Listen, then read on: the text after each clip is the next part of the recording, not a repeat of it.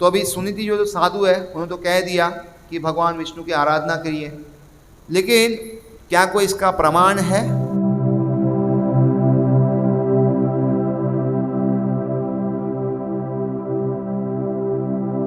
आज हम लोग सब ध्रुव महाराज की कथा के बारे में थोड़ा सुनेंगे और फिर समय रहा तो आगे कुछ देखते हैं। ओम अज्ञानतिरन्धस्य ज्ञानाञ्जनशलाकया चक्षुरुन्मिलितं येन तस्मै श्रीगुरुवे नमः। श्रीचैतन्यमनोभीष्टं स्थापितं येन भूतले स्वयं रूप कदा मह्यं ददाति स्वपदान्तिकं। वन्देऽहं श्रीगुरु श्रीयुतापदकमलं श्रीगुरुं वैष्णवांश श्रीरूपं साग्रजातं सहगणा रघुनाथं वितं तं सजीवं साद्वैतं सावधूतं परिजनसहितं कृष्णचैतन्यदेवं श्रीराधा कृष्णपादां सहगणा ललिता श्रीविशाखान्वितं च। हे कृष्णा करुणा सिन्धु दीनबन्धु जगत्पते गोपेशा गोपिका कान्त राधाकान्त नमस्तुते। तप्त काञ्चन गौरांगी राधे वृन्दावनेश्वरी वृषभानुसुते देवी प्रणमामि हरिप्रिये। वाञ्छाकल्पतरुभ्यश्च कृपा सिन्धुभ्य एव च पतितानां पावनेभ्यो वैष्णवेभ्यो नमो नमः। जय श्री कृष्ण चैतन्य प्रभु नित्यानंद श्री अद्वैत गदाधर श्रीवासादि गौरभक्तवृंद। हरे कृष्णा कृष्णा कृष्णा हरे हरे, हरे राम राम राम हरे हरे। हरे कृष्णा कृष्णा कृष्णा हरे हरे, हरे राम राम राम हरे हरे। हरे कृष्णा कृष्णा हरे हरे, हरे राम राम राम हरे हरे।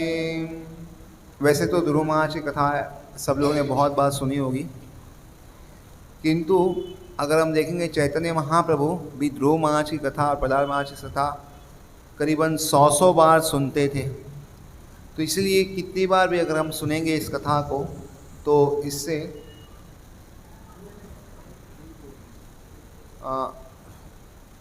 केवल लाभ ही हो सकता है। और इसलिए हम अभी ध्रुव महाराज की कथा से प्रारंभ करेंगे और कुछ नए भक्त जो आए हैं जिन्होंने नहीं सुनी उसको भी उसका लाभ मिल सकता है। तो ब्रह्मा जी ने बहुत सारे लोगों का सृजन किया ताकि वो आगे जो है लोगों की संख्या बढ़ा सके। उसमें से एक मनु थे, स्वयंभू मनु। और स्वयंभू मनु के 2 पुत्र थे जिसका नाम था प्रियव्रत महाराज और उत्तानपाद जी।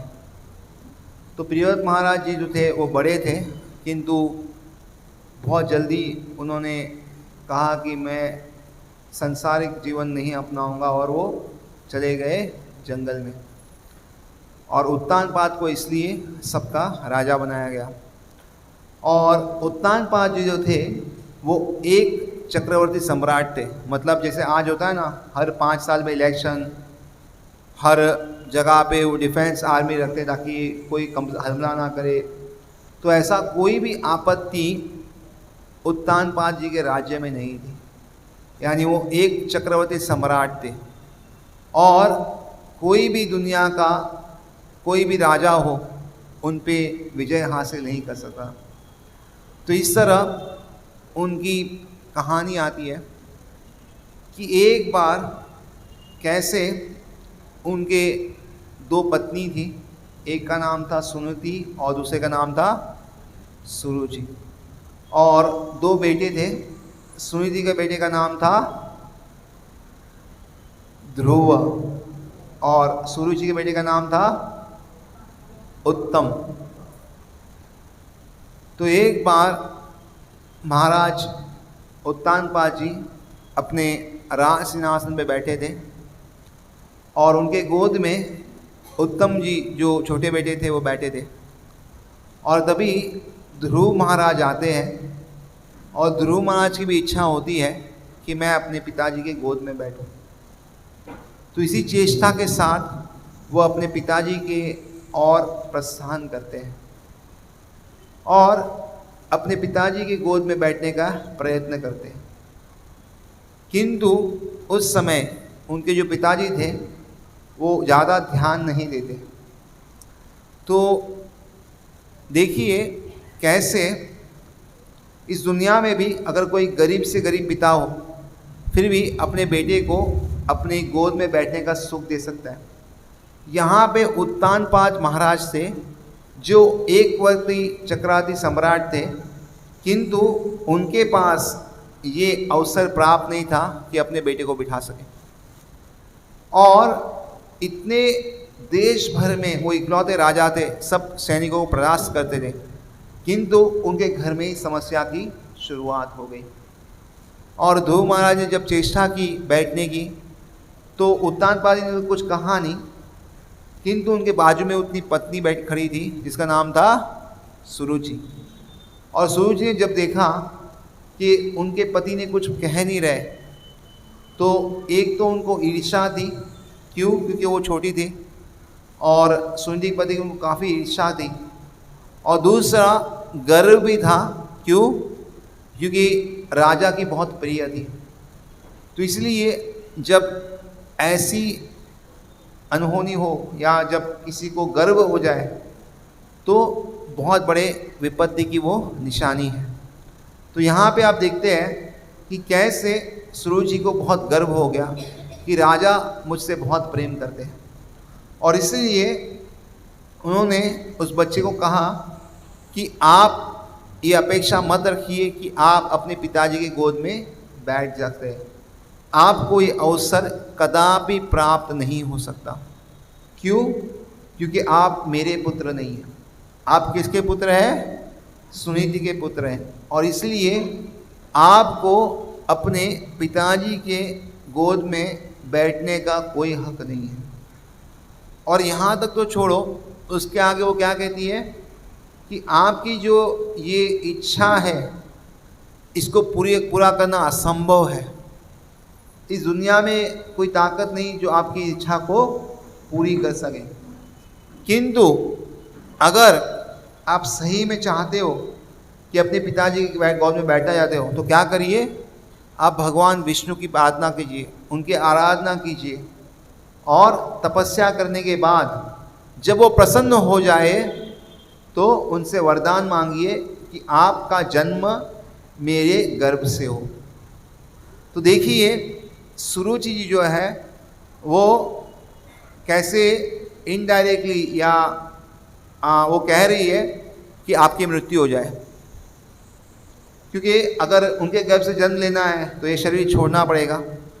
लेकिन सुरुचि को कोई अफसोस नहीं है इस बात पे कि कैसे वो एक छोटे से बालक ध्रुव महाराज जो 5 साल की आयु के हैं उनको ये कह रही है कि आपको अपने पिताजी के गोद में बैठने का हक नहीं है, और अगर आपको बैठना है तो मेरी कोख से जन्म लेना पड़ेगा। अभी 5 साल के बच्चे को समझ में नहीं आता कि कौन खुद की माँ है, कौन सौतेली है या अपना पराया, ज़्यादा इतना समझ में नहीं आता। तो उनको बहुत बड़ा झटका लगता है, अरे ये क्या हो गया, ये मेरी जो माँ है वो कुछ मुझे बैठने क्यों नहीं दे रही है। और तो और वो पिताजी की ओर देखने लगे, और जो पिताजी भी कुछ बोले नहीं। तो पिताजी से हर बेटे को बहुत अपेक्षा होती है कि क्या वो पिताजी जो है उनको संरक्षण देंगे, उनको लालन पालन करेंगे। लेकिन यहाँ पे उत्तानपाद जी ने कुछ नहीं किया। क्यों? क्योंकि वो सुरुचि का दिल तोड़ना नहीं चाहते थे। तो इसीलिए हम देखते हैं कैसे यहाँ पे ध्रुव महाराज बहुत क्रोधित हो गए, क्योंकि क्षत्रिय का खून था उसमें, और कहते हैं उनकी आंखों से अश्रुधारा बह रही थी, पूरा शरीर कांप रहा था, और दौड़ते दौड़ते अपनी माँ सुनीति के पास पहुँच गए। यहाँ पे जो उनके राज्य में बाकी सब सेवक थे, उन्होंने सारी जो घटनाएं हैं वो सुनीति को आके कह दी कि आपके बेटे के साथ ऐसा हुआ है। तो जब ध्रुव महाराज सुनीति के पास पहुंचते हैं, तब सुनीति उनको गोद में लेती है और उनको कहती है कि क्योंकि आपने मेरे कोख से जन्म लिया है, इसलिए जो आपके पिताजी हैं आपकी बात नहीं मानते, क्योंकि उनके लिए सुरुचि बहुत प्रिय है और मैं ज़्यादा प्रिय नहीं हूँ। वो तो मुझे एक सर्वेंट या सेवक के रूप में भी नहीं मानते और इसलिए ये बहुत दुर्भाग्य है। तो यहाँ पे सुनीति का भी हृदय बहुत काँप उठा था, उनके आंखों से भी आंसू आ रहे थे, किंतु जो सत्य था उन्होंने ध्रुव महाराज को बता दिया कि यही सत्य है। तो इसलिए कभी भी कोई कठिनाई आए तो सबसे पहले क्या करना चाहिए, सत्य का स्वीकार करना चाहिए कि यही सत्य है। और इसीलिए सुनीति को और कोई उपाय समझ में नहीं आ रहा था कि वो क्या कहे ध्रुव महाराज को। तो उन्होंने सबसे पहले उपदेश दिया अपने बेटे को कि कभी किसी का बुरा मत चाहो। इस दुनिया में हो सकता है कि बहुत लोग आपके साथ गलत व्यवहार कर सकते हैं, बहुत लोग बुरा कर सकते हैं, किंतु किसी का भी अपने मन से कुछ भी बुरा मत चाहना। तो इसके पीछे बहुत सारे कारण हैं। सबसे बड़ा कारण है कि शास्त्रों के अनुसार हमारे जीवन में जो भी कुछ होता है वो हमारे पूर्व कर्मों का नतीजा है। अगर कोई हमें अपमान करता है या कोई सम्मान देता है, कोई हमें फटकारता है, कोई प्रेम देता है, कभी हमें सुख मिलता है, कभी दुख मिलता है, तो ये सारा जो परिस्थिति है हमारे पूर्व जन्मों का फल है। इसलिए अगर इसका स्वीकार करें तो बहुत जल्दी इस जन्म मृत्यु के चक्कर से मुक्त हो सकते हैं, किंतु अगर इससे लड़े तो क्या होगा, ये कर्मों का चक्रविधि जो है वो बढ़ता जाएगा और फिर से जन्म मृत्यु के चक्कर में हमें फंसना पड़ेगा। तो इसीलिए सुनीति जो है सबसे पहले ध्रुव महाराज को बता रही है कि कभी भी किसी का बुरा मत चाहो। और जो व्यक्ति किसी का बुरा चाहता है वो खुद भी अपने आप का बहुत ही बुरा करता है। जैसे अगर कोई व्यक्ति समझो मेरे सामने आता है और मुझे बहुत क्रोध आता है और मैं उसको गरम गरम कोयला डालने की प्रयत्न करता हूँ, तो सबसे पहले क्या होगा, जिस हाथ से मैं कोयला उठाऊंगा उनको डालने के लिए, सबसे पहले क्या होगा, मेरा हाथ ही जलेगा। तो इसीलिए जब हम किसी पे क्रोध दर्शित करते हैं तो हम अपना आप ही नुकसान करते हैं। और इसीलिए यहाँ पे सुनीति कह रही है कि कभी किसी का बुरा मत चाहो। और दूसरा वो कहती है कि सुरुचि ने जो भी कहा वो सत्य है, इसलिए सत्य का स्वीकार करो कि मैं आपकी माँ हूँ और उत्पानपाद जी की पत्नी हूँ, लेकिन उनको मैं प्रिय नहीं हूँ और इसलिए आप भी उनके लिए प्रिय नहीं हो। इस सत्य का आप स्वीकार करो। तो इसलिए जब सत्य का स्वीकार करते हैं अपने आप ही बहुत सारा दुख कम हो जाता है। उसके बाद वो कहती है सुनीति कि सुरुचि ने जो कहा वो सत्य है। तो अभी देखो, अगर कहीं हम जाते हैं तो हमें सारग्राही बनना चाहिए, जो अच्छा है उतना लेना चाहिए और जो खराब है उसको छोड़ देना चाहिए।